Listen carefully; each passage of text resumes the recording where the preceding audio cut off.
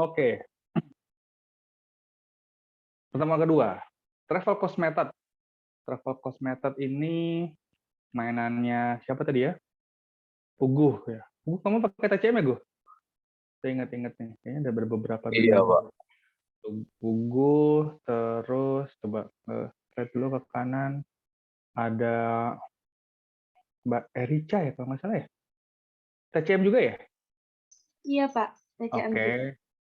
eh Rehan, bukan ya? Han sama saya bukan Han? Iya, Pak, sama Oke, Bapak. Rehan. Sip. Ada siapa lagi ya? Kayaknya Gilang bukan ya? Gilang kayaknya bukan SDA ya, Lang ya? Masih Saya KTP. EWP, Pak. Oh, iya, iya. Oke, oke, oke. Udah ya, habis ya? Yang lain gelap, nggak ada foto, jadi saya lupa. Kayaknya udah deh. Ada lagi ya? Yang SDA ada lagi? Sorry, saya bimbingan sendiri aja lupa nih. Kalau saya klik-klik sampai habis, kayaknya yang SDA cuma 3 ya? Ada lagi? Nggak ada? Oke. Ntar saya lihat di Google Drive si Hogi ya. Kemarin Hogi udah nge-share. Mudah-mudahan sih ada 5 ya, Gi. Mudah-mudahan. Ya, karena rencananya mau di-split ke 5 kelompok. Mudah-mudahan ada 5. Kalau nggak ada 5, ya yang satu mau nggak mau tanpa perwakilan dari KTTA SDA. Nah, di pertemuan kedua ini, kita sesuai RPS adalah ngomongin namanya travel cost method. Oke, travel cost method. Namanya aja adalah travel cost method. Metode biaya jalan-jalan. Oke, atau kalau bahasa resminya metode biaya perjalanan. Kenapa saya bilang jalan-jalan? Karena travel di sini, oke, itu bukan dalam rangka kerja, oke, bukan dalam rangka safar gitu ya, pindah gitu ya, tapi travel dalam rangka jalan-jalan. Emang dalam rangka jalan-jalan. Oke, makanya namanya travel cost method. Oke, kita lihat. Konsep travel cost method. Oke, kita baca dulu ya apa kata slide-nya ya. Metode biaya perjalanan ya. Ini adalah sebuah metode penilaian terungkap. Terungkap. Kalau kita ngobrol minggu kemarin, itu namanya revealed preference method. Oke, yang revealed nih, bagian dari yang revealed. Katanya untuk mengekstraksi nilai sumber daya alam, oke, berdasarkan perilaku atau behavior-nya wisatawan. Pengeluaran untuk berwisata. Oke. Jadi dari konsep ini sudah jelas bahwa yang namanya TCM itu untuk menilai sumber daya alam berupa apa? Tempat wisata. Oke. Kesimpulannya apa dari satu paragraf ini? Oke. Yang pertama adalah dia harus ada wisatawannya. Oke. Harus ada wisatawannya. Kalau ada tempat wisata yang nggak ada yang datang gimana, Pak? Ya nggak bisa. Oke. Kalau wisatawannya, kalau tempat wisata selama pandemi tutup, gimana Pak cara nilainya? Ya nggak cocok berarti model. Oke, hati-hati nih, berarti. Waduh, saya ngambil TCM pas lagi pandemi gini gimana nih? Oh ya, tadi kita sempat di bimbingan kan kita sempat ngobrol ya, buka apa enggak nih tempat wisatanya. Kenapa? Karena salah satu kunci pentingnya adalah dia harus ada wisatawan. Oleh karena itu sumber daya alam lain seperti misal tambang, batu bara, kan sumber daya alam ya. Bisa nggak Pak pakai TCM? Ya nggak bisa, karena nggak ada wisatawannya. Oke. Ada nggak wisatawan yang main ke tambang batu bara? Ya ada juga sih kali ya, cuma mungkin nggak umum. Oke. Ke kilang minyak lepas pantai, itu sumber daya alam tuh di bawahnya. Bisa nggak kita pakai TCM? Ya nggak bisa, karena nggak ada wisatawan yang main ke sana. Oke, oke. Berikutnya, itu harus ada biaya yang dikeluarkan oleh si turisnya, oleh si pelancongnya. Oke. Kalau si pelancongnya nggak ngeluarin duit sama sekali, oke, alias gratis, bukannya dari sisi tiket ya, gratis. Nggak perlu naik nggak perlu naik mobil, nggak perlu ngeluarin bensin, nggak perlu semua-muanya. Ternyata ada suatu tempat wisata yang tertutup, hanya bisa didatengin sama orang-orang sekitar doang. Oke. Dan untuk datang ke situ cukup jalan kaki, misalnya taman. Nah, di dekat kompleksnya ada taman. Oke. Tempat wisata tuh. Tapi untuk ke situ orang cukup jalan aja pagi, setiap Sabtu atau setiap Minggu. Jalan kaki ke situ. Oke. Misalnya nggak ada orang jualan apapun, itu hanya tempat buat duduk-duduk menikmati pemandangan. Well, TCM bukan metode yang dipilih. Bisa dinilai nggak? Ya bisa, teman-teman. Oke. Ya bisa aja dinilai, tapi bukan pakai metode yang ini. Oke? Nyambung ya? Jadi TCM itu pasti tempat wisata. Tempat wisatanya harus ada orang yang datangin. Oke. Yang ketiga, wisatawannya harus ngeluarin duit. Kalau nggak ada biayanya, gugur nih metode ini. So, buat teman-teman yang lagi bikin TCM, berarti harus tempat wisata, harus ada yang datang ke situ. Oke. Dan untuk mencapai tempat wisata yang teman-teman nilai, itu harus ada uang yang dikeluarkan. Oke ya, sip. Itu konsep utama dari TCM. Gampangnya kayak gitu. Oke. Yang kedua, wah ini berat nih. Grandenya gitu ya, TCM itu diturunin sama hoteling. Wah, tua banget nih. Saya aja belum lahir nih. Apalagi teman-teman. Oke. Orang tua saya aja belum lahir. Oke. Tapi mungkin teman-teman nggak perlu nih bahas di KTTA kali ya. Pakai hoteling. Ya, kecuali teman-teman memang pengen baca paper hoteling. Karena paper hoteling ini bukan cuma jadi TCM doang gitu ya. Tapi nanti jadi pemikiran di mikroekonomik juga. Oke. Utilitas, preference, salah satunya dari jadi TCM. Ini mungkin grande teorinya. Kalau di level S3 mungkin diminta, grande teorinya mana? Siapa yang pertama kali ngomong? Untuk KTTA. Seandainya teman-teman mau pakai hoteling ini, oke, gitu ya, selama tidak menyulitkan. Ya, karena nanti dari hoteling sampai 2022 itu jalannya panjang. Ada nggak ya si Rehan pakai ngomongin hoteling nggak? Saya aja lupa. Ya, udah lama nggak baca tulisan Rehan. Oke. Kayaknya tidak ada, Pak. Oke. Saya tidak mewajibkan gitu ya. Kalau mau pakai hoteling silakan. Kalau mau baca papernya hoteling ini, kalau mau baca jurnal hoteling silakan. Kalau enggak, ya cari yang 5 tahun terakhir juga sudah cukup menjelaskan sebenarnya. Karena kita kan, menurut saya, ya mungkin beda nih, beberapa dosen menurut saya D3 di KTTA itu adalah mengimplementasikan ilmu yang sudah teman-teman dapat. Oke. Konsep adalah melaksanakan. Oke, bukan untuk menemukan, mencari sesuatu yang baru. Itu versi saya. Tapi kalau nanti ada yang sama Pak Yoni, ya diobrolin dulu sama Pak Yoni. Ya, takutnya Pak Yoni request dari teori grandenya seperti apa. Oke, lanjut. Ada penjelasan. Ya, TCM itu background-nya atau filosofinya itu adalah teori permintaan konsumen. Waduh, teori permintaan konsumen. Ada yang masih ingat garis kurva demand curve? Makro, ada yang masih ingat demand curve kayak gimana modelnya? Ada yang masih ingat nggak? Izin, Kalau Pak, yang slope-nya negatif itu ya, Pak? wah, cocok banget ini ya. Katanya kalau ada kurvanya kayak gini, di sini ada price, di sini ada quantity, gitu ya. Maka kurva permintaan itu pasti, bukan pasti ya, secara teoritis dan sudah dibuktikan itu adalah downward sloping. Oke. Apa sih yang dibilang sama si teori konsumen ini, teman-teman? Bilang bahwa kalau harganya semakin mahal untuk barang normal ya, barang semakin mahal, maka kuantitas yang dibeli semakin sedikit. Kan gitu ya. Kalau barangnya mahal, kuantitas yang dibeli semakin sedikit. Kalau barangnya lama-lama murah, nanti kuantitas yang dibeli semakin banyak. Oke? Ini konsep teori permintaan konsumen. Katanya gitu. Hubungannya sama SDA apa, Pak? Hubungannya sama TCM apa?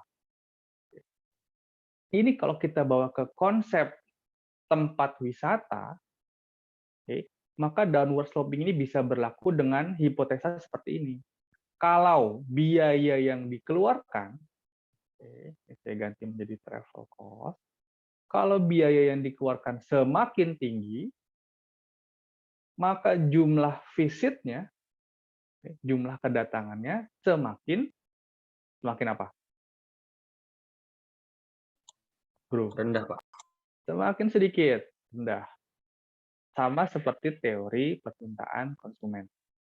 Jadi kita bisa bilang bahwa kalau travel cost-nya tinggi, jumlah visitnya semakin rendah. Jadi kita melihat hubungan negatif downward sloping antara travel cost dengan jumlah visit. Oke, background-nya seperti itu. Oke. Jadi kita mengasumsikan bahwa jumlah, kan kalau kita ngomongin price sama quantity, itu adalah trade-off antara uang sama barang. Oke. Saya jualan sama Fadil. Oke, saya mau jual handphone seharga 2 juta, Fadil siap mengeluarkan uang senilai 2 juta. Oke. Maka itu trade-off tuh. Si Fadil menilai handphone saya berapa? 2 juta. Oke, jadi dari sisi konsumen kita ngeliat. Si Fadil yang mau beli itu menilai, memvaluekan menghargai si handphone yang mau saya jual 2 juta. Dan ini kita perlakukan sama dalam konsep SDM. Ketika ada orang willingness to pay-nya gitu ya, sebesar travel cost, maka sebesar itulah dia menghargai nilai dari suatu tempat wisata. Gitu ya, Mas Bro, Mbak-mbak, kakak-kakak. Oke, konsepnya nggak rumit-rumit amat, menurut saya. Kalau ada yang perlu ulang, kita ulang lagi. Hari ini sebentar kok. Nah, gimana caranya kemudian untuk melakukan si penilaian dengan model TCM ini, teman-teman? Katanya adalah main task. Wah, tugas utamanya adalah membangun kurva permintaan untuk wisata. Oke, terdengar susah gitu ya, dan mengerikan gitu ya. Oke, kita lihat. Katanya suruh menggunakan fungsi ini. Nah, teman-teman udah dapat statistik kan ya? 1, 2 gitu ya statistiknya ya? Apa 1 aja? Itu aja, Pak. Satu, Pak. Bisa, Pak. Oh, ekonometrik kayaknya nggak dapat ya tahun ini. Apa angkatan kalian ya? Dapat nggak ekonometrik? Enggak, Pak. Nggak dapat, Pak. Oke, ini sesuai perkiraan. Karena ketika kita akan membangun kurva permintaan, kita akan butuh apa? Sudut kemiringan. Oke, teman-teman udah belajar SMA, kita nggak usah bawa ke ranah ekonomi lah. Kita balikin ke SMA. Ketika kita mau gambar model yang seperti ini, apakah kemiringan seperti ini, kayak gini, mau landai, maka kita butuh kalau di gradien. Masih ingat di SMA diajarin gradien nggak? Y sama dengan M X. Wah, plus apa ya kalau di matematika ya? Lupa saya. Ini apa nih? Setelah plus apa nih? C konstanta. Oke. Bawanya ke ranah matematik. Sorry untuk yang teman-teman waktu di SMA pakai IPS. Ya. Ketika kita mau bikin kurva permintaan, ya, gampangnya kita butuh gradien. Kita butuh sudut kemiringan dari kurva kita. Oke. Terus gimana cara nyarinya? Oke. Maka kita akan bikin sebuah fungsi. Oke. Fungsi dari apa? Ya fungsi yang ngomongin tentang TCM. Oke. Karena modelnya adalah seperti di layar, ada travel cost sama visit, ya, maka fungsinya adalah fungsi visit, ini kalau saya tulis lagi, ya, visit, jumlah kunjungan adalah F. Wah, apa nih F di sini, teman-teman? Apa nih F? F word, bukan F word. F di sini maksudnya apa? Fungsi, ya, function, gitu ya, kalau bahasa Inggrisnya. Jadi tingkat kunjungan adalah fungsi dari ada dari biaya perjalanan. Kita bilang bahwa biaya perjalanan mempengaruhi tingkat kunjungan. Oke, masuk akal. Kita berharap atau kita ekspektasi bahwa nilainya apa? Negatif. Karena semakin besar biaya perjalanan, tingkat kunjungan semakin kecil. Oke, ini kalau si SDA CS udah kayaknya nyambung ya. Kayak. Yang kedua, pendapatan. Kira-kira ekspektasi teman-teman gimana? Orang kalau pendapatannya makin banyak, makin sering mengunjungi tempat wisata apa enggak? Sering, Pak. Lebih sering ya? Ya, hipotesanya mungkin seperti itu. Bisa jadi sih, bisa jadi orang yang makin kaya, makin pelit. Jadi jalan-jalan uangnya disimpan semua. Misal, bisa aja, tapi hipotesa umumnya adalah semakin banyak uangnya, gitu ya, makin besar pendapatannya, maka dia punya alokasi untuk ke tempat wisata. Oke, usia. Usia kira-kira gimana? Makin tua, makin senang jalan-jalan nggak? Enggak, Pak. Ya, ya ini masih plus minus lah ya, tergantung tempat wisatanya kali. Kalau tempat wisatanya alam gitu ya, udaranya sejuk ya mungkin aja makin tua makin senang. Yang muda-muda senangnya ke mall, ke Kopi Nami, Kopi Nako maksudnya, Kopi Nako. Ke tempat kopi kenangan, oke? Ke kafe-kafe yang kekinian, mungkin aja. Tapi saya nggak tahu deh. Mungkin Mas Rian atau itu udah punya bayangannya. Kalau saya masih debatable. Jumlah anak, mesti nggak nyambung nih. Jumlah anak itu fungsinya buat apa ya? Apakah semakin anaknya semakin banyak, semakin sering jalan-jalan, karena pusing gitu maksudnya, anaknya banyak, jadi butuh jalan-jalan banyak? Atau semakin banyak anak, alokasi jalan-jalan semakin sedikit, jadinya jalan-jalannya semakin sedikit gitu ya? Ini nggak tahu. Nah ini mau kita jawab sebenarnya kan. Kesehatan. Oke, misalnya semakin sehat, semakin sering jalan-jalan, atau justru malah karena lagi sakit-sakitan jadi sering ke tempat wisata supaya lebih fresh. Ya, nggak tahu saya. Ini yang perlu kita jawab. Oke, nanti cara membuat fungsi ini adalah namanya menggunakan regresi. Oke, di statistik udah dapat regresi? Sudah, Pak. Sudah, Udah Pak. dapat. Oke, keren berarti. Ya, berarti tugas pekan depan lebih mudah. Saya nggak perlu menjelaskan konsep regresi dari awal. Oke. Konsep regresi itu intinya cuma mencari hubungan antara satu variabel dengan variabel lain. Oke, di SMA teman-teman udah dapat regresi deh. Oke. Kalau misalnya saya tulis seperti ini, mana ya? Clean, clean. Oke. Kalau saya tulis seperti ini teman-teman. Y sama dengan 2x plus 3. Y sama dengan 3x minus 1. Nah, misalnya, dari dua persamaan ini teman-teman bisa menemukan nggak berapa x-nya, berapa y-nya?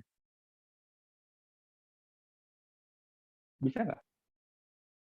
Matematik sederhana. Bisa nggak, bro? Bisa lah ya? Bisa Bisa, kan? Pak, harusnya. Iya, bisa. Benar. Meskipun angkanya, saya nggak tahu angkanya real atau nggak. Bisa gitu ya. Ini kan cuma dua persamaan dengan dua variabel. Kalau regresi itu enggak. Mungkin ada 3 variabel, tapi mungkin persamaannya 100. Teman-teman dapat 100 responden. Sehingga membutuhkan apa? Peran dari komputer. Oke. Buat apa? Untuk mengestimasi. Oke. Karena idealnya dua variabel itu harus diselesaikan oleh dua persamaan. 3 variabel itu 3 persamaan.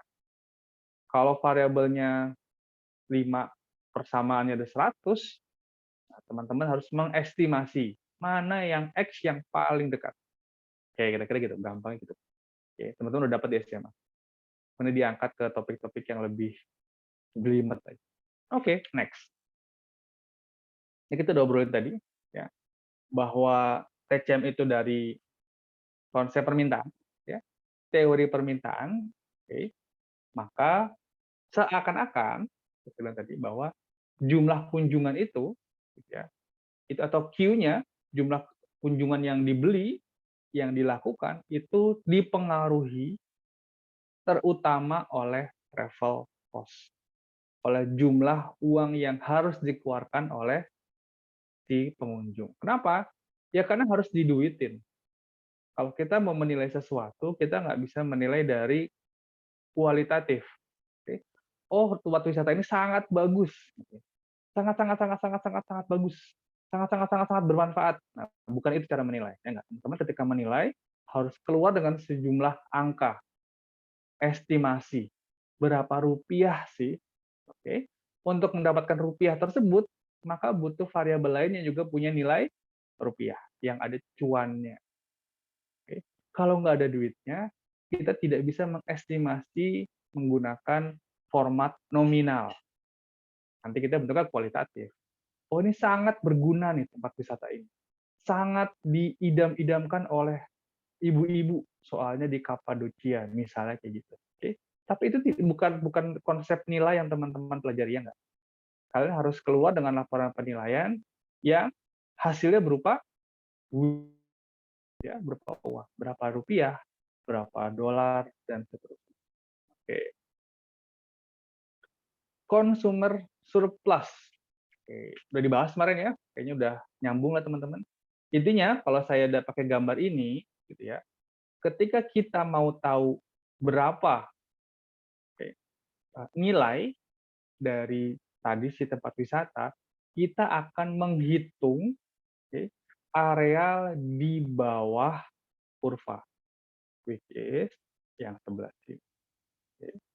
Areal di bawah kurva. Maka semua area di bawah kurva ini akan kita nilai.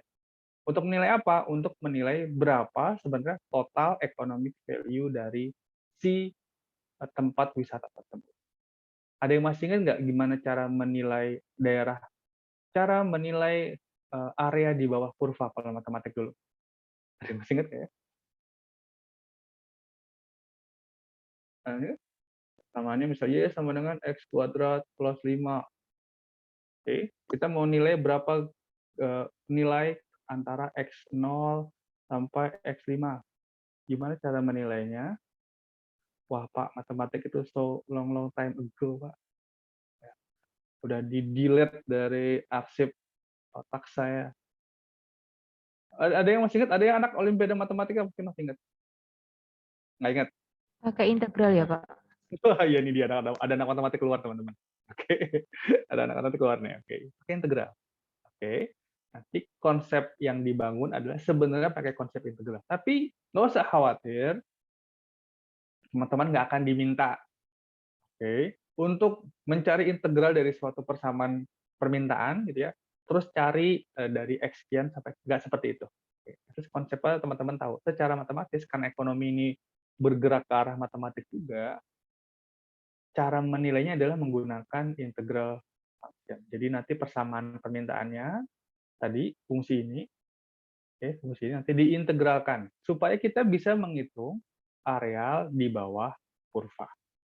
Tapi tenang aja, nanti langsung dikasih tahu kok. Ya, setelah di regress, kita tinggal ambil parameternya. Ini cara menghitung consumer surplusnya. Sudah ada apa ya? Kesepakatan, ada konsensus ya mengenai bagaimana cara menghitung surplus konsumen. Jadi jangan khawatir. Terima kasih tadi yang dapat respon. Pakai integral. Tenang aja. Padahal juga waktu S2 ketemu integral, geleng-geleng kok. Ya, lupa. Ya, mungkin tahu namanya integral. Saya kira teman-teman juga tahu istilah integral. Gitu ya. Kalau yang SPMB mah tahu kali integral apaan. Tapi mungkin udah nggak tahu gimana cara ngitungnya, gimana cara mengerjakannya. Fine, sangat normal. Jadi ya, ini yang digambarin sama paper ini apa slide-nya. Saya kasih lagi ngomong kayak gini. Ketika kita sudah dapat responden, kita sudah tahu ada berapa orang yang kita data, kemudian kita punya berapa dia mengeluarkan biaya, maka tadi kita buat sebuah persamaan. Persamaan ditulis seperti ini. Ini sama dengan persamaan ini sebenarnya. Saya nggak tahu kenapa slide ini menggunakan dua cara yang berbeda. Ini konsep ini teman-teman. Ini sama persis. Bedanya ini cuma lebih singkat. Lebih singkat. Bilang bahwa jumlah kunjungan itu adalah sebuah fungsi dari travel cost. X ini adalah vektor yang isinya tadi ada pendapatan, ada usia, ada mungkin jarak tempuh, dan seterusnya. Buat apa tuh kok ini disertakan? Ini kalau di bahasa statistik, ya, mungkin teman-teman juga dapat kali ya, disebut dengan variable control. Supaya kita bisa mengestimasi sebenarnya hubungan antara si travel cost sama jumlah kunjungan dengan lebih tepat. Dengan lebih tepat. Jadi kita memperhitungkan variabel-variabel yang lain. Sekilas tentang TCF. Ya mungkin. Nyambung nggak kira-kira? Saya ngomong apaan tadi? Slide-nya cuma ada 4 tadi kan? Ada 4 atau ada 5? Saya nggak tahu. Apa yang teman-teman bayangin? Kira-kira ada yang perlu saya ulang nggak teman-teman? Saya izin bertanya, Pak. Oh iya, silakan. Siapa nih? Gimana dia? Tadi kan yang hitung travel cost itu kan dari fungsi dari travel cost sama variabel sosioekonomi lainnya. Nah, itu Oke. berarti tiap sumber daya alam yang mau dinilai ini beda-beda gitu ya, Pak? Yang dipakai variabel sosioekonominya. Terima kasih. Oke, sip. Sebenarnya kalau kita ngeliat di beberapa literatur, itu ada pakemnya. Ada pakem itu ada beberapa yang pakai variabel A, B, C, D, ada yang sampai F, ada yang semakin banyak. Oke.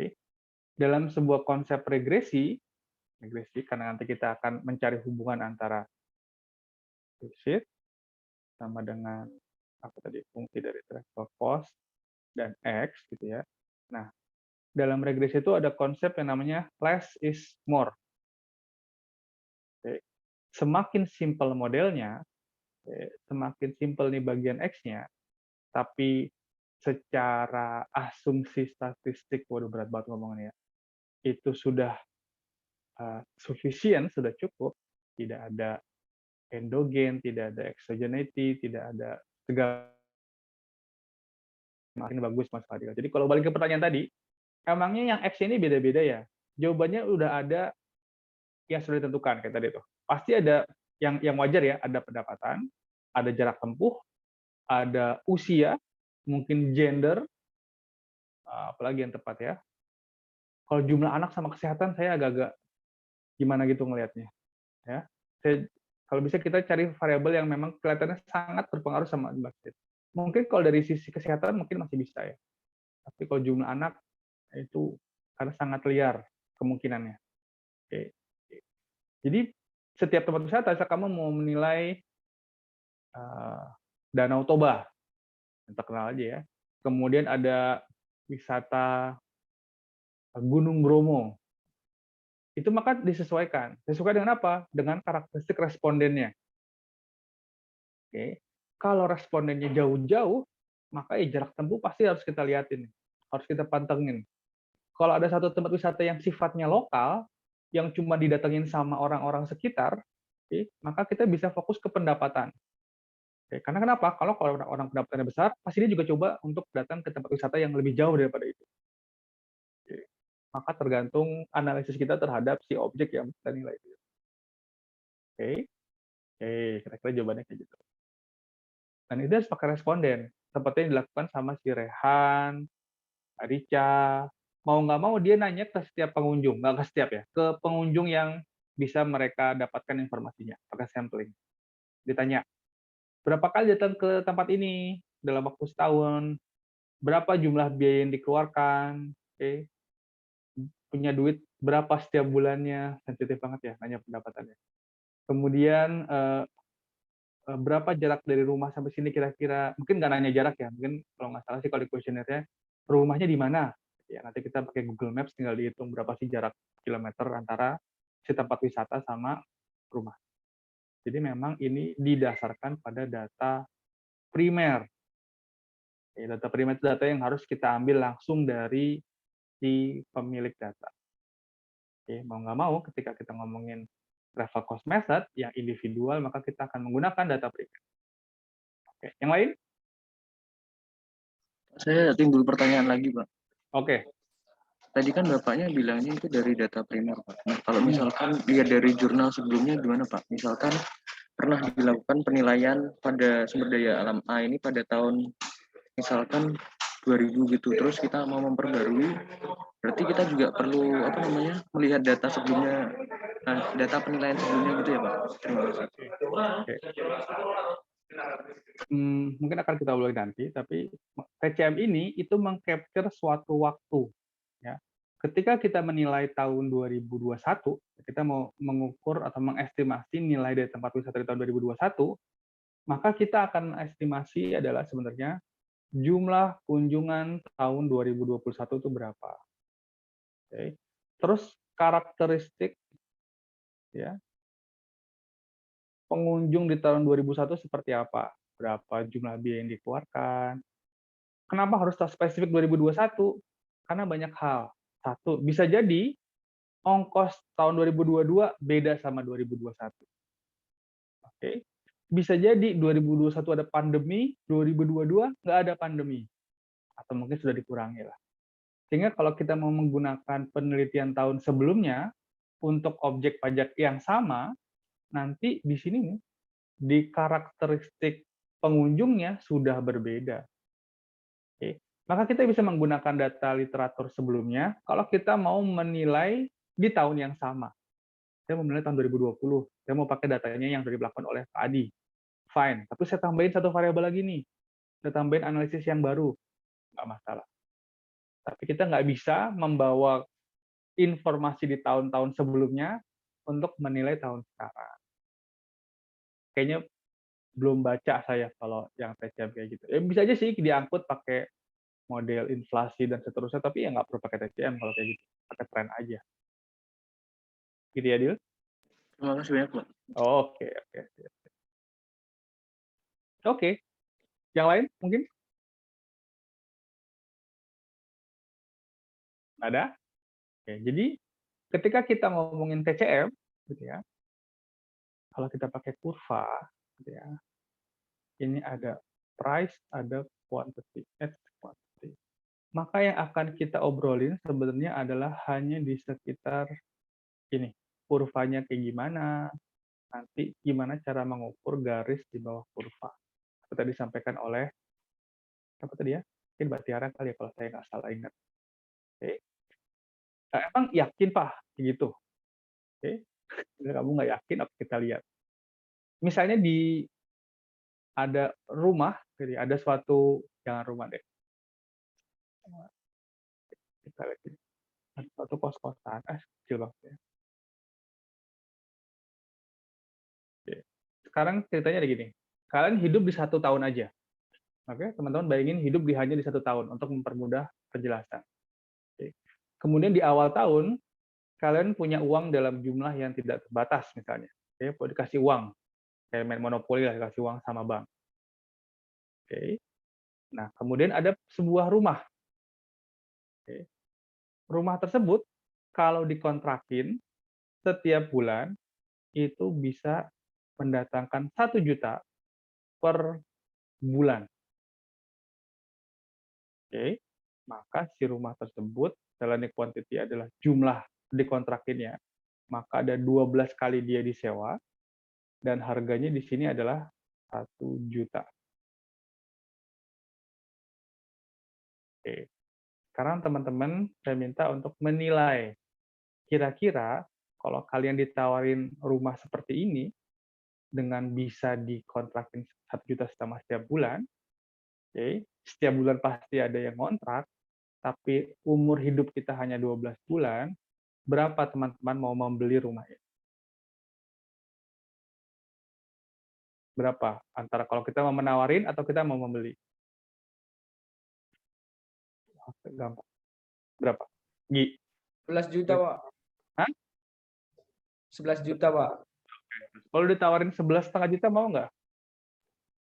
Boleh, Pak. Ya kalau 12 juta kurang Rp1 gimana? Nggak mau, Pak. Ya rugi ya, cuma dapat Rp1 ngapain? Well, oke.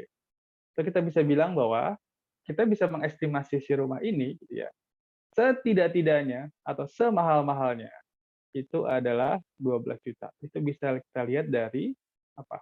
Wilayah di bawah garis ini. Karena sekarang kalau kita terusin, sebenarnya dari satu rumah ini, kalau kita bikin kurva permintaan sama penawaran adalah dia garis vertikal. Ya. Karena cuma satu objek. Oke. Maka tadi saya bilang bahwa ketika kita mau ngitung berapa nilai dari suatu objek wisata, maka kita hitung dari apa? Garis di bawah kurva. Salah satu beberapa miskonsepsi yang pada awal-awal saya ngeliat TCM ini saya temui adalah bahwa kita hanya ngelihat surplus konsumennya aja. Ya. Padahal sebenarnya ketika dia mengeluarkan tiket, ya, ketika dia juga mengeluarkan uang untuk tiket, maka seharusnya itu ditambahin tuh di jumlah uang yang dikeluarkan oleh konsumen. Oke, di beberapa paper kakak tingkat, kayaknya saya lihat gitu ya, itu uang yang dikeluarkan untuk membayar tiket itu dikeluarkan dari travel cost. Karena dia hanya ngelihat travel cost-nya aja. Oke. Boleh aja seperti itu, cuma nanti di akhirnya, di akhir penghitungan, maka dia akan menambah jumlah tiket. Ditambah juga dengan jumlah tiket yang terjual. Oke. Padahal, namanya travel cost itu termasuk biaya bensin, termasuk biaya tiket juga, menurut saya. Oke. Besok kalau hitung-hitungan gampang kok. Kalian tahu travel cost tuh ngapain lah. Ya? Oke. Ada lagi, teman-teman? Lanjut? Oke, lanjut. Sekarang di bagian nomor 2 adalah plus minusnya TCM. Oke. Buat apa TCM? Ya.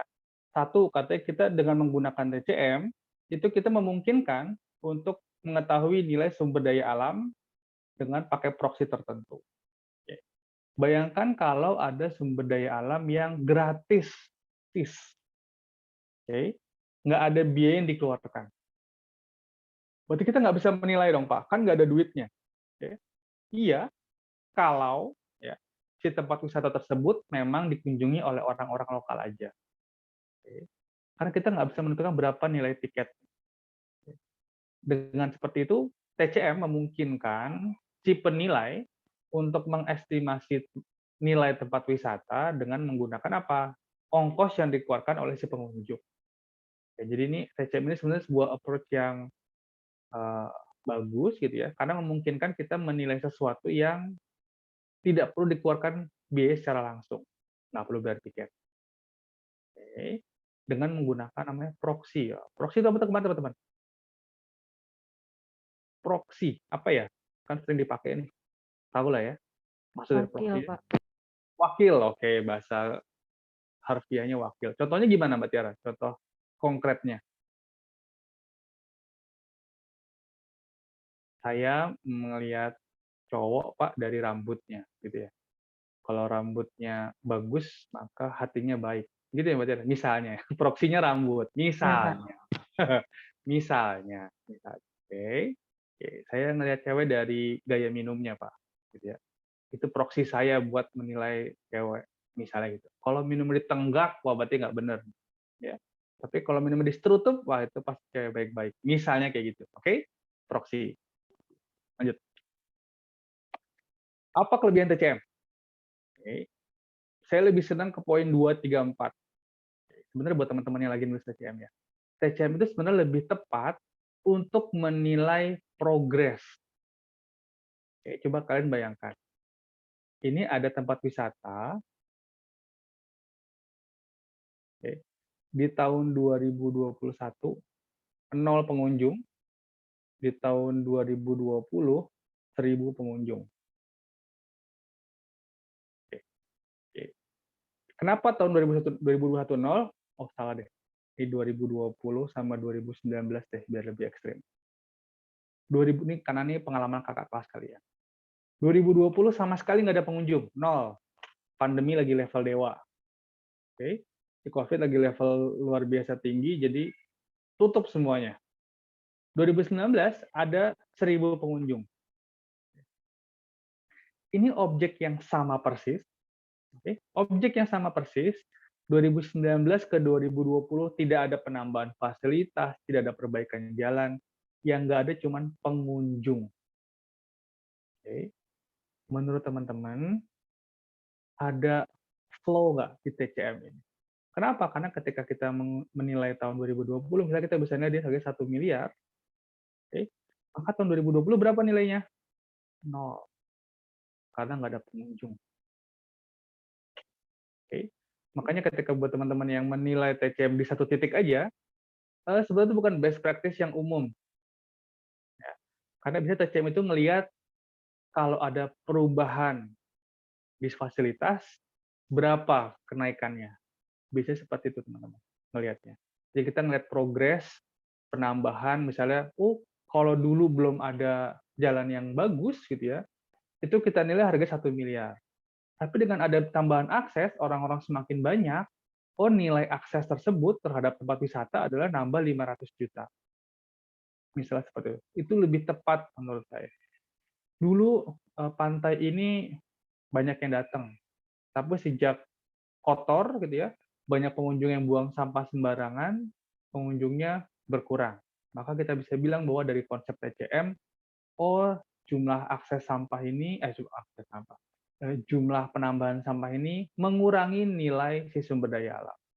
Menurut saya, TCM lebih tepat untuk menilai progres ketimbang satu titik di tahun tertentu. Oke. Itu kelebihan TCM. Dia bisa menilai bagian-bagian dari tempat wisata, meskipun yang dituju adalah secara keseluruhan. Oke, jadi buat teman-teman yang nembak 1 tahun, oke, gitu ya.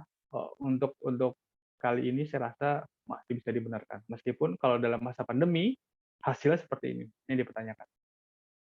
Oke, makanya ketika di awal ngobrol, gimana pengunjungnya? Udah normal atau belum? Cuman buka 1 bulan, Pak. Wah, berat nih kalau cuma buka 1 bulan. Ya, terlalu mengeneralisir. Kalau nggak salah gitu, saya sama Rehan, sama Mbak Erika, kita analisis dulu. Si objek wisatanya buka nggak sih? Ada yang datang nggak sih? Karena kalau nggak ada yang datang, dia nggak buka, ini nggak bisa dinilai. Oke, sip. Izin Kekurangan bertanya, Pak. TCM. Gimana, Gi? Yang tadi, Pak, yang Hmm. time series ini, Pak. Saya penasaran, Pak, kalau misalnya kita nilai itu tahun 2020, dari mana kita tahu nilai sumber daya alam itu tahun 2019 gitu, Pak? Karena kan kita visionernya itu surveinya itu tahun 2020 gitu, Pak. Jadi Oke. kita gimana analisis dia itu berubah atau enggak itu? Oke. Ini ngakal-ngakalin ya, Gi. Karena salah satu bimbingan saya ini udah nyangkut. Nggak apa-apa ya, direkam ya. Mudah-mudahan dia tidak mendengarkan ya. Kasihan dia ini ya. Nyangkut soalnya. Ketika pergerakan penelitiannya agak lambat. Oke. Waktu itu mau nilainya tahun 2020. Karena mulai tahun 2020, KTTA dikumpul 2021. Oke. Di 2020 saya tanya, buka nggak gitu ya. 2020 cuma buka sebulan, Pak, di bulan Januari atau Januari dan Februari. Oke. Terus gimana survei tahun 2020? Gimana caranya gitu ya? Kalau 2020 itu cuma buka 2 bulan gitu ya. Tapi di 2021 kata dia sudah mulai buka dari awal tahun, at least sampai April, sampai deadline pengumpulan KTTA. Oke. Terus kamu mau ngambil karakteristik pengunjung yang mana? Ya. Kan 2020 yang ngunjungin dikit. Yang 2021 deh, Pak. Ya, oke. Jadi akhirnya apa yang kita lakukan adalah ini nggak oke-oke banget. Kenapa? Karena tahun 2020 pasti hasilnya sangat sedikit, pasti sangat-sangat understatement. Karena tutup lokasi wisatanya, ya nggak? Kebayang kan kalau kita mau menilai TCM, tapi tempat wisatanya tutup. Terus kita mau mengalihkan dengan apa? Kurva permintaannya seperti apa? Pasti kan sangat tipis banget, landai banget, karena datang sedikit. Akhirnya, ini alternatif yang meskipun disepakati oleh beberapa dosen, karena ada pandemi ya, tapi bukan best practice di dunia per-TCM-an lah. Akhirnya kita pakai karakteristik di 2021, kita pakai jumlah 4 bulan itu, jumlah pengunjung, kemudian kita anggap untuk 2021 sampai habis, itu jumlah pengunjung adalah 3 kali lipat dari 4 bulan yang pertama. Oke, nggak bener nih, harus ditulisin semua limitasi dalam KTTA-nya. Tapi ya itu mungkin satu-satu cara kalau memang insist mau pakai TCM. Saya sudah coba pakai produktivitas aja deh, cari objek lain. Nggak bisa. Oke, ya bukan alternatif yang mungkin secara akademis dibenarkan, mungkin ya Gi ya. Karena jumlah pengunjung harusnya aktual. Tapi karena udah mentok sana sini kepentok gitu ya. Kalau nggak jalan tambah kepepet, ya akhirnya itu yang dilakukan. Kalau memang ininya nggak ada pengunjung, maka TCM tidak bisa dilakukan ketika pandemi menurut saya. Kesimpulan itu. Sampai saya waktu itu pengen bikin rangkuman gitu ya dari paper-paper para mahasiswa saya mau bilang bahwa TCM tidak bisa dipakai di pandemi. Titik. Tapi nggak kesampaian. Ya, kenapa tidak memungkinkan? Jadi buat teman-teman pakai TCM selalu tekankan yang datang banyak apa enggak, buka apa enggak. Kalau kan dia nggak buka, ya udah wassalam. Oke, Gi? Baik, Pak. Berarti benar-benar fokus ke pengunjung berarti. Namanya travel cost-med. Kita butuh travel cost-nya si pengunjung. Kalau nggak ada pengunjung, gimana kita dapat travel cost-nya? Kita pakai metode yang lain. Kalau gitu. Baik, Pak. Terima kasih, Pak. Sip. Oke. TCM. Yang lain? Oke. Kelemahannya. Oke. Pertama, buat teman-teman yang lagi bikin KTTA ya. Ketika kita ngitung travel cost gitu ya, kita tanya ke si Hogi, berapa ongkos yang dikeluarkan untuk main ke theme park? Apa ya, kan tempat wisata yang terkenal apa sih, teman-teman? Ya apalah, Gunung Bromo misalnya. Kata Hogi, ya sekitar 1,5 juta lah dari rumah. Oke, catat. Itu adalah travel cost 1,5 juta. Ini adalah TC untuk ke Bromo. Itu yang survei adalah Mbak Erika. Catat. Ya. Kemudian nanya lagi ke Mas Jeris, berapa? Oh, saya cuma 700.000 dekat dari rumah. Ini adalah TC ke Bromo. Dengan ini kita bisa menyimpulkan bahwa sebenarnya willingness to pay dari si Hogi 1,5 juta, willingness to pay dari Jeris 700.000. Padahal, gitu ya, si Hogi bilang habis dari Bromo mau ke tempat wisata yang lain. Jadi sebenarnya uang 1,5 juta yang dikeluarkan ini, ya, itu bukan hanya travel cost untuk ke Bromo aja. Oke? Itu bisa buat ke tempat wisata kedua, tempat wisata ketiga. Sehingga kita overestimate willingness to pay dari si Hogi. Oke, kenapa? Karena TCM mengasumsikan bahwa si individu yang kita tanyain itu cuman mau jalan-jalan ke Bromo doang. Kalau mau ditambahin, sebenarnya sambil tanya. Kalau pas sambil ketemu respondennya, habis dari sini mau jalan-jalan ke tempat lain nggak, Pak? Oh, enggak. Nah, kalau udah enggak, berarti ini responden yang kita cari. Yang bisa merepresentasikan benar-benar bahwa willingness to pay dia yang tercermin dalam travel cost itu benar-benar untuk si tempat wisata yang mau kita nilai. Oke. Yang kedua, ini mungkin untuk zonal kali ya. Ketika kita ngaduin responden, gitu ya, ada yang datangnya sering banget, gitu ya.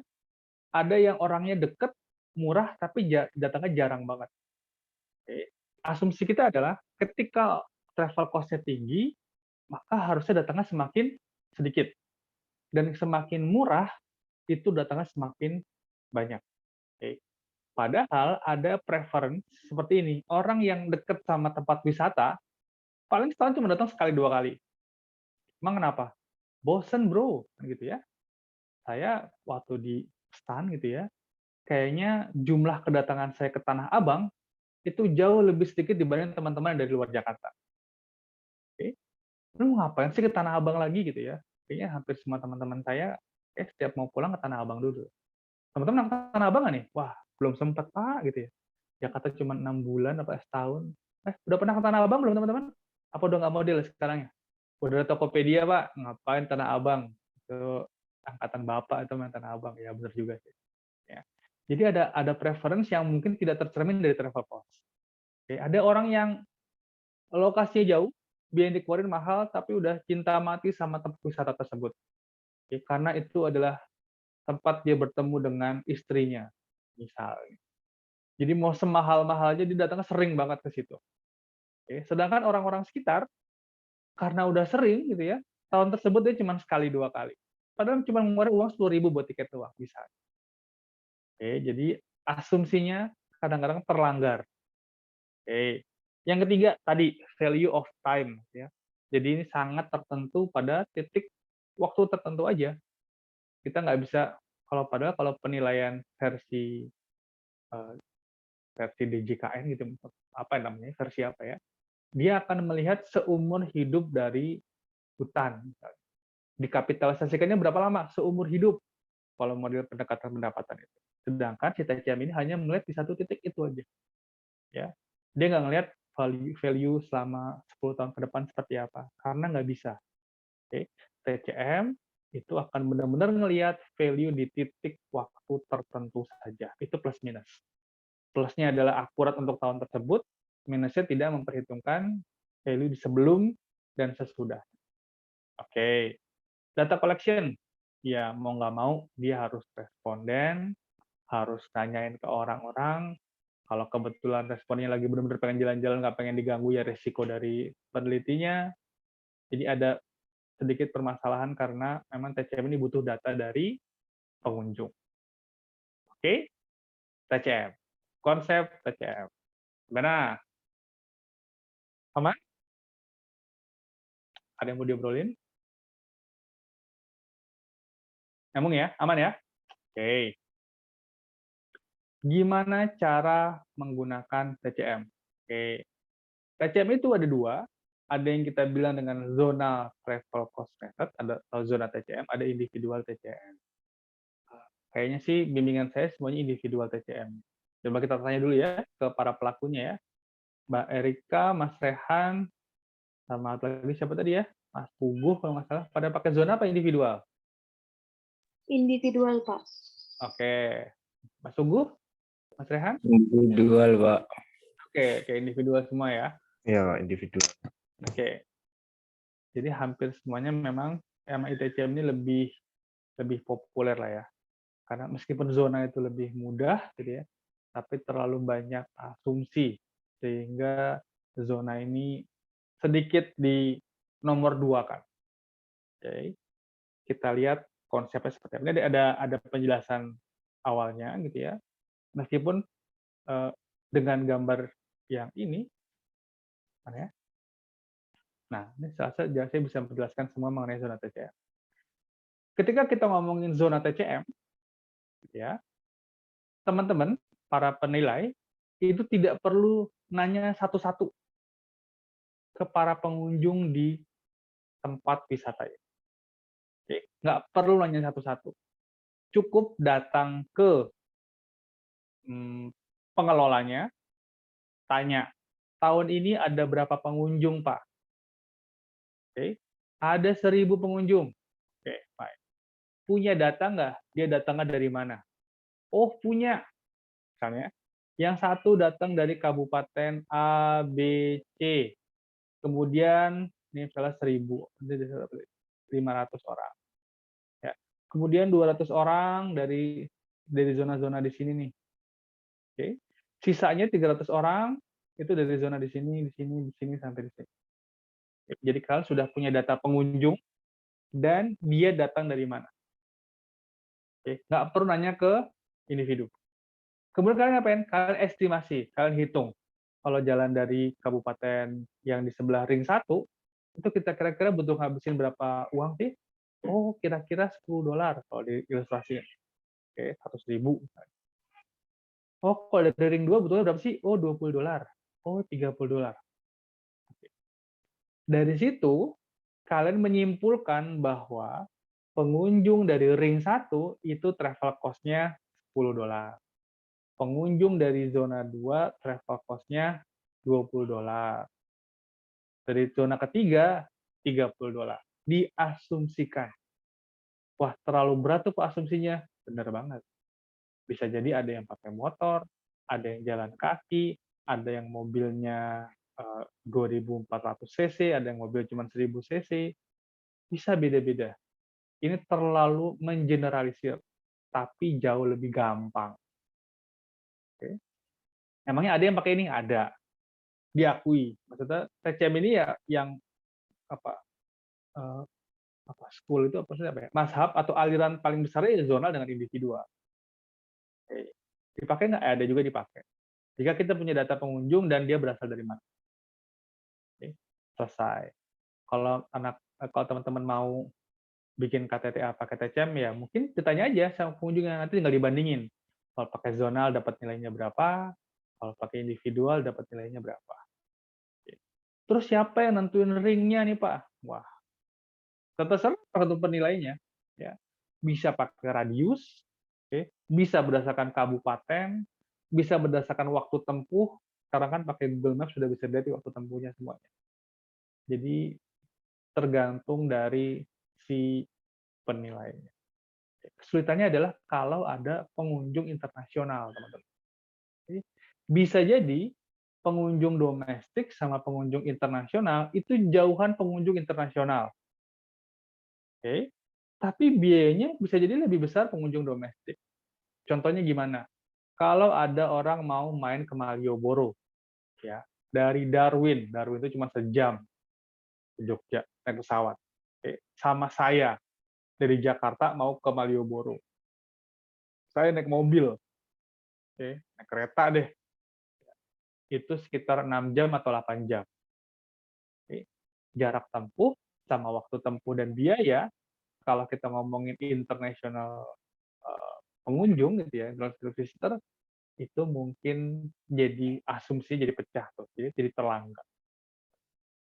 Itu zona travel cost method. Oke, ada pertanyaan ini? Nggak ada? Oke, kita lanjut. ITCM, Individual Travel Cost Method. Oke, wah bahasanya nih.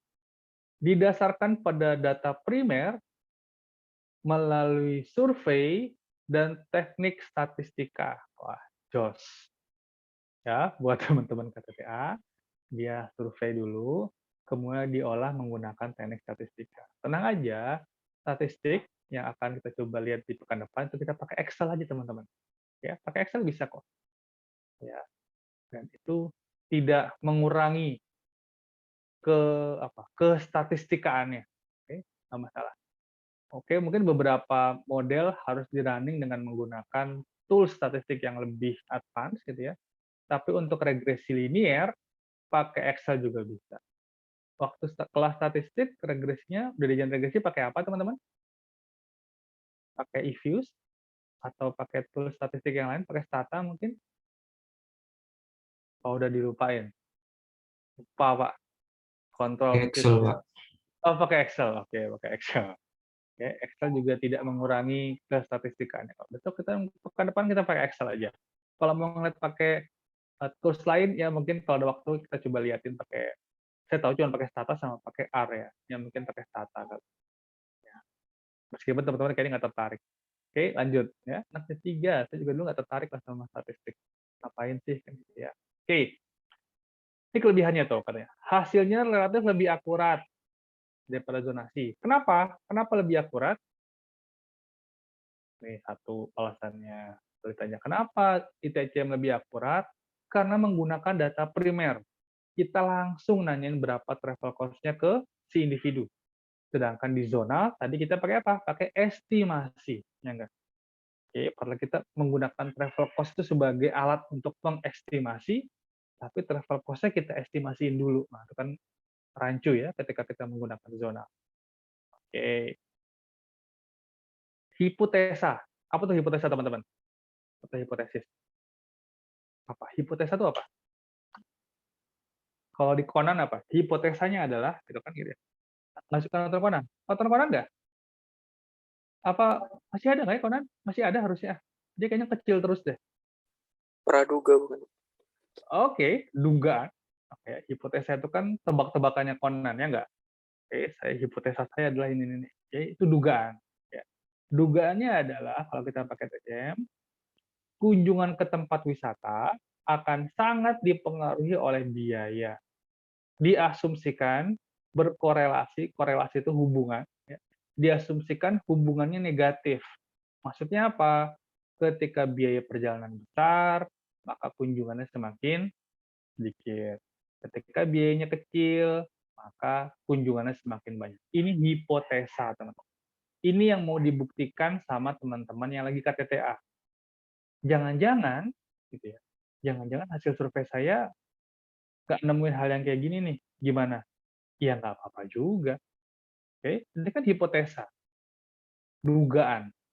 Ketika teman-teman menemukan hal yang sebaliknya, tambahan masalahnya adalah harus menjelaskan. Kira-kira kenapa ya kok korelasinya malah positif? Oke, sip. Sehingga diperoleh kurva permintaan yang memiliki kemiringan negatif. Oke, tadi udah kita obrolin di awal. Ya, bahasanya teknis banget nih slide ini. Tapi mungkin buat teman-teman yang senang budget pakai slide senang. Karena ini penuh slide-nya, ya nggak? Power word. Nggak kayak slide saya ya, yang minim kata-kata. Jadi ini buat yang mau belajar dari slide kayaknya enak. Oke, contoh fungsi dari ITCM. Oke, nggak usah khawatir gitu ya, meskipun kayaknya beberapa orang begitu ngerti ini udah antipati dulu, tenang aja. Ini cuma ngomong bahwa si jumlah kunjungan ya, ini adalah fungsi, F itu adalah fungsi, atau mungkin bisa kita jelaskan dengan cost, dengan biaya, dengan waktu tempuh. Oke, ini waktu. Kemudian ada persepsi responden. mungkin yang bertanyain, tanya sama si Erika misalnya, menurut Bapak, menurut Ibu, menurut Kakak, gimana sih kualitas udara di tempat ini? Oke. Asumsi apa? Kalau kualitas udara yang lebih bagus, maka dia akan sering mengunjungi. Oke. Ada substitute, mungkin ada objek wisata yang lainnya, termasuk income. Oke. Ya, ini masih banyak variabel lain. Di beberapa artikel punya tadi variabel X yang berbeda-beda, sosiodemografiknya berbeda-beda, tergantung dari preference dari si penelitinya, mengambil dari sudut pandang yang mana. Sebenarnya nggak masalah Pak, beda-beda, nggak masalah, asal nanti bisa kita jelaskan. Oke? Anak-anak SDA, ada yang mau tanyain mengenai konsep ini? Karena persamaan inilah yang akan teman-teman pakai nanti. Aman Pak? Belum sampai situ? Oke, kita lanjut. Ya. Kita lanjut. Oke, ini kurvanya. Karena tadi kita ngomong bahwa hipotesanya adalah biaya itu berhubungan negatif, oke, maka kurvanya akan seperti ini. Udah kita omongin di awal. Oke. Tahapannya, 1, survei kuesioner. Harusnya udah ya teman-teman ya. Oke, survei kuesioner. Oke, menanyakan ke para pengunjung. Datangnya berapa kali? Gitu kan ya. Berapa biaya yang dikeluarkan? Sama siapa? Berapa orang datang ke sini? Dan seterusnya dan seterusnya. Oke. Dari survei tersebut, kita jalankan regresi. Sebenarnya regresi linear ini asumsinya sangat banyak, teman-teman. Ada linearitas, ada apa, nanti kita bahas lainnya. Tapi kayaknya ya, saya ngelihat dari materi ini dan juga penjelasan dosen-dosen SDA yang lain, gitu ya, sepertinya mengenai asumsi statistik, asumsi yang sudah teman-teman pelajari mungkin normalitas, endogenitas, eksogenitas, itu tidak terlalu diperhatikan. Meskipun menurut saya itu penting, kalau saya dari sisi kuantitatif ya, kalau ketika mau melakukan regresi linear, itu jadi penting tuh. Karena kalau enggak nanti estimatornya ngaco semuanya. Oke. Persamaan, bikin kurva, well oke lah. Kita menentukan estimatornya berapa, menghitung surplus konsumen. Oke. Nanti dari surplus konsumen tersebut, tinggal kita kalikan dengan jumlah pengunjung. Oke, sip. Pekan depan, insya Allah, kita lihat hitung-hitungannya step by step, yang sudah ada data dummy-nya, sampai ketemu nilainya segitu.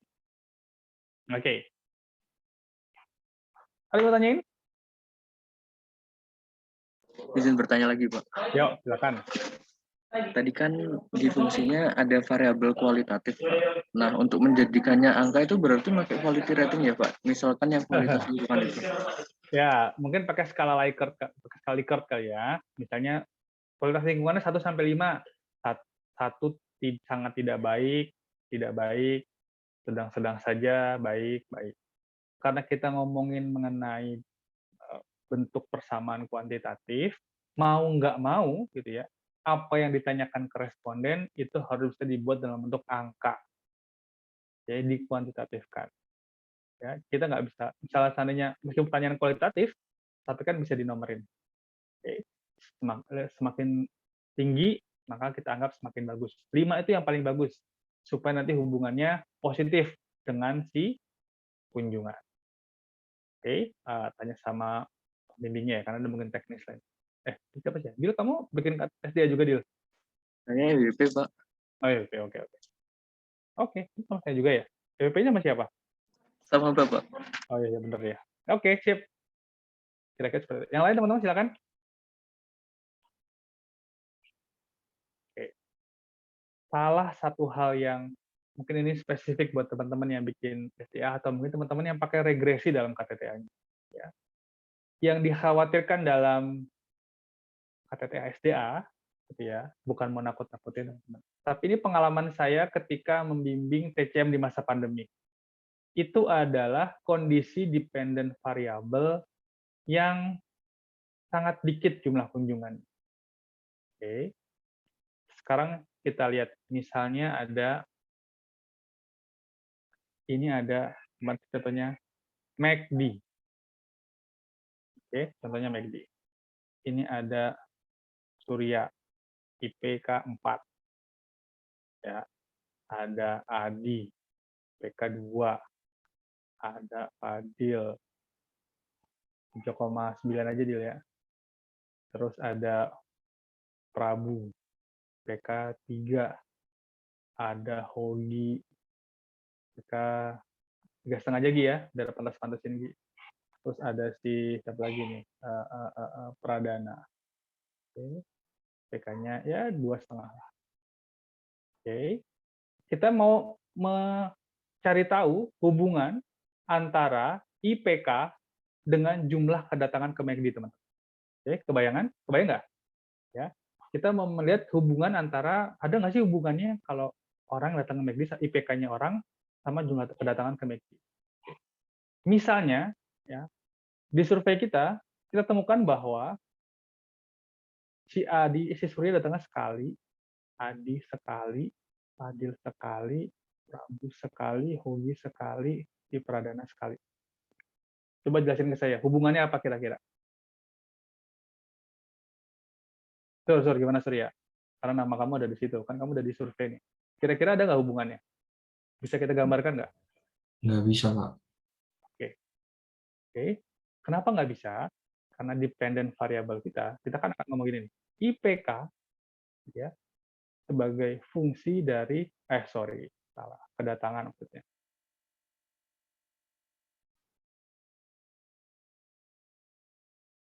Ya, kedatangan ke McD sebagai fungsi dari IPK, ya, plus faktor lain lah yang kita anggap, kita tulis. Ketika jumlah kedatangannya di sini itu cuma 1 semua, oke, maka kita tidak bisa menggambarkan hubungan antara IPK dengan ke McD. Lain halnya kalau, ya, coba, ternyata hasil survei kita ngomongnya seperti ini. Ini sekali, ini 5 kali, ini sekali, ini 3, ini 1, ini misalnya 7. Oke. Dari sini secara sekilas kita bisa bilang bahwa, oh, yang IPK-nya bagus-bagus jarang ke McD nih, makanya nih. Kalau di McD banyak micin. Ya. Misalnya seperti itu. Kita nggak bilang bahwa makan di McD menyebabkan IP-nya rendah, enggak. Kita hanya bilang hubungannya. Bahwa orang yang IPK-nya kecil lebih sering datang ke McD. Artinya kita memerlukan angka ini di sini itu bervariasi. Oke. Permasalahannya adalah ketika pandemi, orang-orang kebanyakan datang ke tempat wisata cuma berapa kali? Sekali setahun, teman-teman. Ya enggak? Udah bagus tuh bisa datang sekali. Oke, jadi perhatikan buat teman-teman yang SDA, dia datang ke tempat wisata itu berapa kali? Karena umumnya nanti skewness itu kayak gini rata-rata. Nah, ini ngumpul di satu kedatangan. Oke. Kalau kondisinya seperti ini akan sangat sulit, gitu ya, menentukan hubungan antara travel cost sama kedatangan. Jadi yang udah punya data, coba dicek. Oke. Variabel dependent-nya, jumlah kunjungannya, ya, itu cenderung ke 1 apa enggak. Ya. Kalau bervariasi, ada yang 1, ada yang 5, ada yang 10, ada yang 12, itu sangat bagus. Ya. Sehingga kita benar-benar bisa menggambarkan hubungan antara travel cost sama jumlah kedatangan. Tapi kalau mepet di 1, teman-teman, well, kita perlu tambahan teknik lain lah. Ada, teknik tenang aja, ada, cuman tidak segampang tinggal pakai Excel terus klik enter jalan. Oke, buat teman-teman yang kemungkinan juga perlu menggunakan regresi dalam paper, dalam KTTI. Oke, sampai sini. Ada pertanyaan lagi? Nggak ada? Oke, kalau nggak ada, terakhir, ini ada 5 paper, ya, 5 KTTA yang menggunakan TCM. Oke. Saya minta kalian untuk membaca semua paper ini. Nanti saya kasih, paper harus saya downloadin. Teman-teman tinggal pakai aja nanti. Oke. Mudah di-download sebenarnya, cuma untuk memudahkan, saya downloadin. Silahkan baca, kemudian disimpulkan. Ya, ada beberapa poin-poin yang saya teman-teman cari tahu diambil dari paper ini. Oke, kerjakan dalam bentuk kelompok, nanti dikumpulkan dalam bentuk PDF. Kalau bisa jam 10 udah dikumpulin. Supaya apa? Supaya teman-teman nggak punya tanggungan tugas. Oke, 1 jam dibaca, latihan. Oke, kan kalian nulis KTTA. Harus sudah terbiasa baca jurnal. Ada satu yang pakai bahasa Indonesia, oke, ini yang beruntung nanti kelompoknya mendapatkan bahasa Indonesia, gitu ya. Sedangkan 4 lainnya berbahasa Inggris. Oke, sip. Kalau gitu, nanti contoh hasilnya, saya stop share dulu.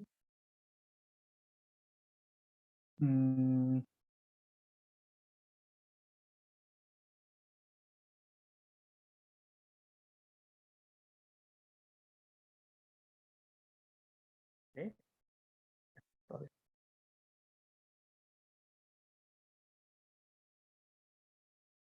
Kira-kira yang dibutuhkan adalah cukup ini aja. Dia menilai objek apa, nanti saya screenshot atau teman-teman bisa screenshot, nanti saya taruh di grup WA. Background-nya kenapa dia melakukan penilaian tersebut. Oke. Tujuan penilaiannya buat apa?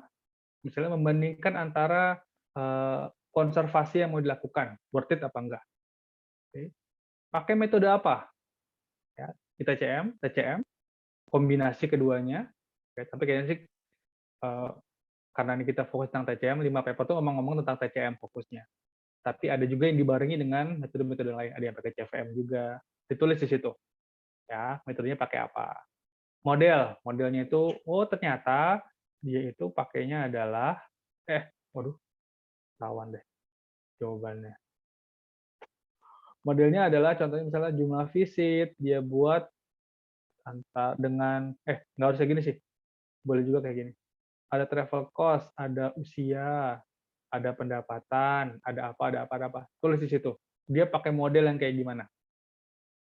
Oke. Datanya didapat dari mana? Oh, ternyata dia meneliti dari tahun 2021, di bulan apa sampai bulan apa, ya, dari sekitar 150 responden. Misal seperti itu. Hasilnya apa? Berapa nilainya? Itu aja. Oke, atau hasilnya adalah, karena nilai segitu, maka proyeknya tidak perlu dilanjutkan. Karena ternyata nilai sumber daya alamnya sangat kecil, jadi nggak perlu ditambahin konservasinya. Oke. Terakhir, ini sebenarnya bukan bagian dari critical review ya. Critical review itu kan menilai apakah metodenya pantas atau enggak, apakah pertanyaan penelitiannya dibahas dengan. Tapi saya lebih cuma lihat teman-teman membaca, terus menurut teman-teman tulisan dia ini mudah dipahami apa enggak, terus masih nemu typo apa enggak. Ini adalah hal yang mungkin sering ditemui dari KTTA. Oke. Kita nggak akan melihat dari sisi substansi kritiknya, tapi cuma bilang aja bahwa ini enak kok dipahami, gambarnya bagus, bukan bagus ya, jelas, antar paragraf juga gampang. Jangan ditulis sulit dipahami Kak, karena berbahasa Inggris ya, jangan juga. Maksudnya oke. Hubungan antar paragrafnya oke. Oh, background-nya dijelaskan dengan cukup, metodenya digambarkan dengan mudah, dan nggak ada typo. Nah, ini kan yang sering kita temui di KTTA, adalah ketidakjelasan dan typo. Saya juga bingung nih, kok masih bicarain typo ya? Ya, typo itu kan tinggal klik spell checker bahasa Indonesia gitu ya, terus selesai. Ya mungkin 1-2 ada yang luput, nggak apa-apa lah. Tapi sebisa mungkin sayang sekali kalau di KTTA-nya sudah typo. Jadi poin-poin ini aja untuk kelima paper tersebut. Nanti teman-teman kerjakan. Saya harap gitu ya, di jam 10 sudah bisa dikumpulkan dalam bentuk format PDF. Oke.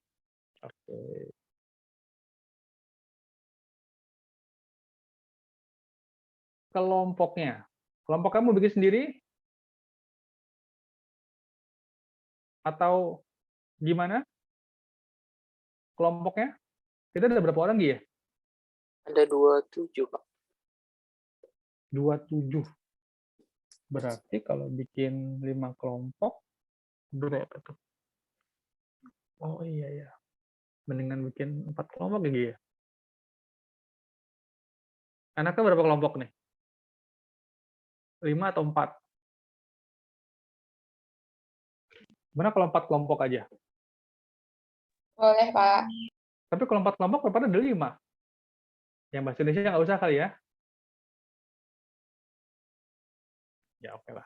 Setuju, Pak. Oke. Wah. Ayo gimana? Oke, saya mesti coret-coret dulu berarti nih. 4 aja mungkin. 4 kelompok Oke, aja, oke. Pak. Iya. Oke, siap, siap. Tapi berarti apa yang sudah saya bikin perlu saya coret-coret dulu, teman-teman. Bentar ya. Markup. Ya, kelompok 5 nggak ada. Masalah. Jadi, oke, nggak apa-apa ya. 1, 2, 3 kelompoknya. Oke.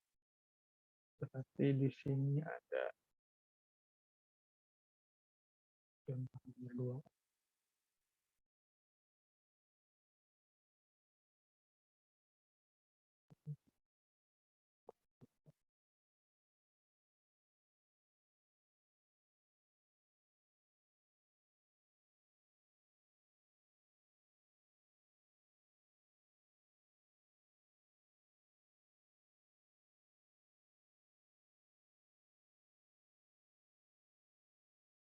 Yang nggak ada, kita berapa orang tadi? 27 Gi ya?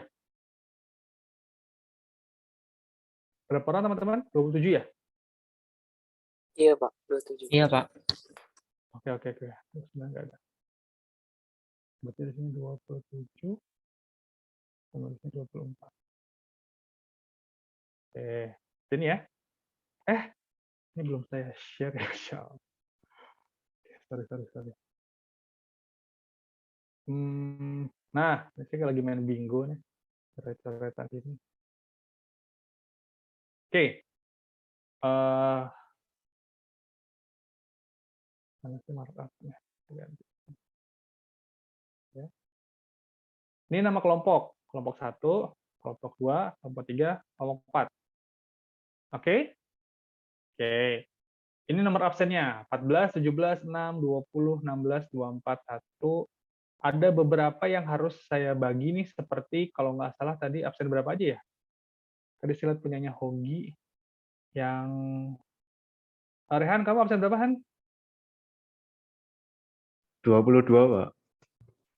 Oke, Rehan 22 ini berarti. Mbak Erika absen berapa? 8, Pak. 8. Oke. Siapa lagi tadi ya? Mas Puguh 20, Pak. 20. Yang mana? Oh, ini 20. Oke, 20.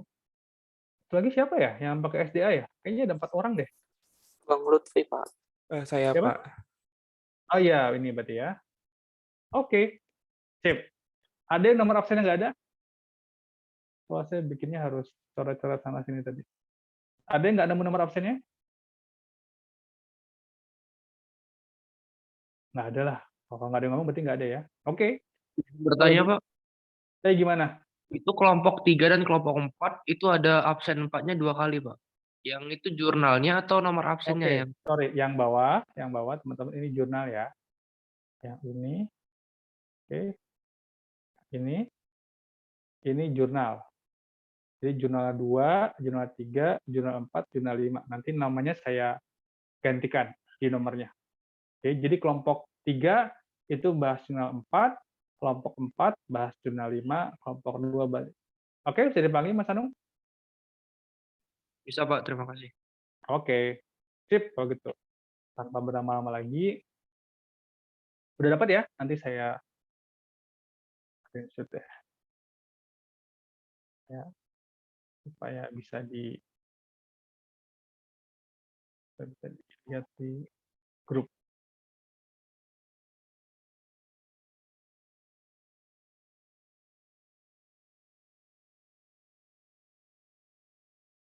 Oke. Silakan saya bikinin 4 breakout room. Silahkan pilih. Oke, sebelum masuk, materinya udah nggak ada habis, teman-teman. Ya. Saya sekarang mau pamit, saya tetap ada di Zoom, tapi saya persilakan teman-teman untuk memasuki breakout room-nya atau menggunakan metode yang paling gampang buat teman-teman, silakan aja. Saya harap kita nggak punya tanggungan. Saya harap teman-teman nggak punya tanggungan tugas setelah keluar dari kelas ini. Jika memungkinkan jam 10 langsung dikumpul. Mudah-mudahan cukup. Mudah-mudahan. Kan dikeroyok berenam. Pak izin Pak, Oh, iya, gimana, Gi? jurnalnya nanti dikirim ya Pak? Oke. Jurnalnya saya Sama kirim sekarang. sama ini sih Pak, itu berarti kita cari poin-poin itu ya Pak, yang Bapak jelasin tadi Pak, 8 Iya, poin. poin-poinnya aja. Betul, oke. Ini Nanti saya share. dijadiin PDF terus dikirim ke Pakai WA aja, ke grup aja. Jadi Baik, gampang. siapa? Pak, Ya. dari tadi saya belum bisa absen di portal. Oh iya, oke. Kayaknya dari hari apa ya? Mahasiswa pada nggak bisa absen semua di portal. Tapi nanti saya handle dari sisi saya. Oke. Paper sudah meluncur ke grup WA 608.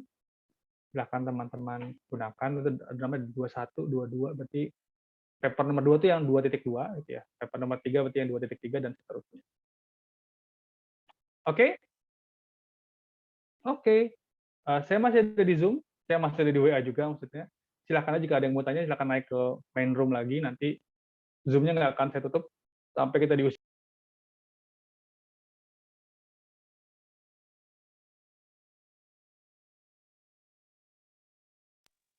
Sip, ada yang mau tanya lagi?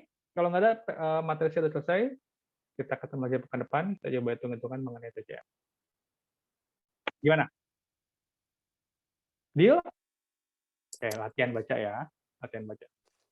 Deal, Pak. Silakan. Teman-teman, saya pamit. Assalamualaikum warahmatullahi wabarakatuh. Silakan masukin ke ruang breakout-nya masing-masing. Saya nggak akan masuk ke Terima kasih, ruang Pak. breakout-nya ya. Jadi Makasih, silakan. Pak. Ya, Makasih, saya tetap Pak. di room aja. Terima kasih banyak, Pak. Oke, aman.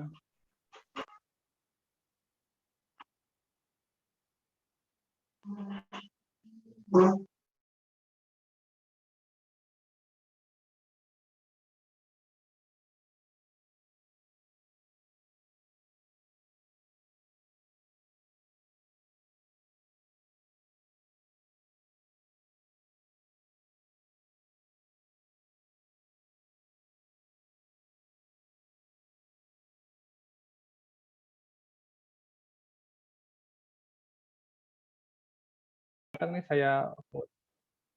Ya, nggak usah direkam lagi juga nggak apa-apa, Gi. Cuma foto doang, Gi.